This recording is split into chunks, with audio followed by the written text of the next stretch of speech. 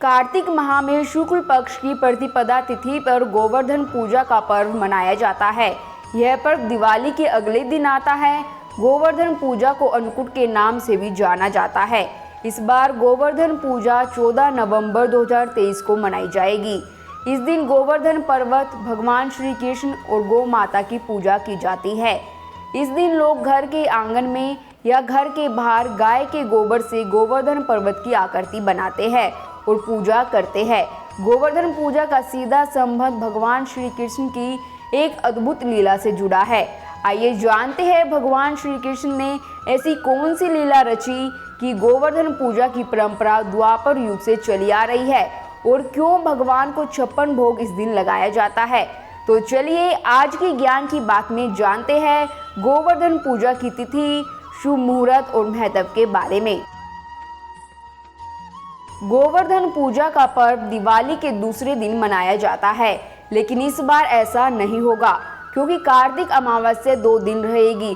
पंचांग के अनुसार 12 नवंबर को दिवाली मनाई जाएगी। इसके अगले दिन यानी 13 नवंबर सोमवार को अमावस्या दोपहर 2:57 तक रहेगी। इसके बाद कार्तिक शुक्ल प्रतिपदा तिथि शुरू होगी। मान्यता के अनुसार गोवर्धन पूजा सुबह करने का विधान है, जो स्थिति 14 नवंबर मंगलवार को बन रही है, इसलिए इसी दिन ये पर्व मनाया जाना श्रेष्ठ रहेगा। इस बार गोवर्धन पूजा के दिन शुभ योग बन रहे हैं। गोवर्धन पूजा का शोभन योग प्रातः काल से लेकर दोपहर 1:57 तक है। उसके बाद से अतिगंड योग शुरू हो जाएगा। अतिगंड योग शुभ नहीं होता, हालांकि शोभन योग को एक शुभ योग माना जाता है। इसके अलावा गोवर्धन पूजा के दिन सुबह से ही अनुराधा नक्षत्र होगा। गोवर्धन पूजा के दिन सुबह महिलाएं स्नान आदि करने के बाद व्रत पूजा का संकल्प ले और घर के मुख्य दरवाजे पर या अपने आंगन में गोबर से प्रतीकात्मक रूप से गोवर्धन पर्वत की आकृति बनाएं। इसके बीच में भगवान श्री कृष्ण की मूर्ति या चित्र रखें। गोवर्धन पर्वत को विभिन्न प्रकार के पकवानों का भोग लगाए और दीपक जलाए। साथ ही इस दिन श्री कृष्ण, देवराज इंद्र, वरुण, अग्नि और राजा बलि की भी पूजा करे। किसी योग्य ब्राह्मण को भोजन करवाए, दान दक्षिणा देकर विदा करे।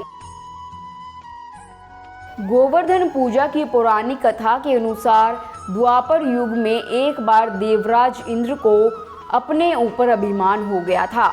इंद्र का अभिमान चूर करने के लिए भगवान श्री कृष्ण ने एक अद्भुत लीला रची। श्री कृष्ण ने देखा कि एक दिन सभी ब्रजवासी उत्तम पकवान बना रहे थे और किसी पूजा की तैयारी में व्यस्त थे। इसे देखते हुए कृष्ण जी ने माता यशोदा से पूछा, यह किस बात की तैयारी हो रही है। कृष्ण की बातें सुनकर यशोदा माता ने बताया, इंद्रदेव की सभी ग्रामवासी पूजा करते हैं जिससे गांव में ठीक से वर्षा होती रहे और कभी भी फसल खराब ना हो और अन्न धन बना रहे। उस समय लोग इंद्रदेव को प्रसन्न करने के लिए अन्नकूट चढ़ाते थे।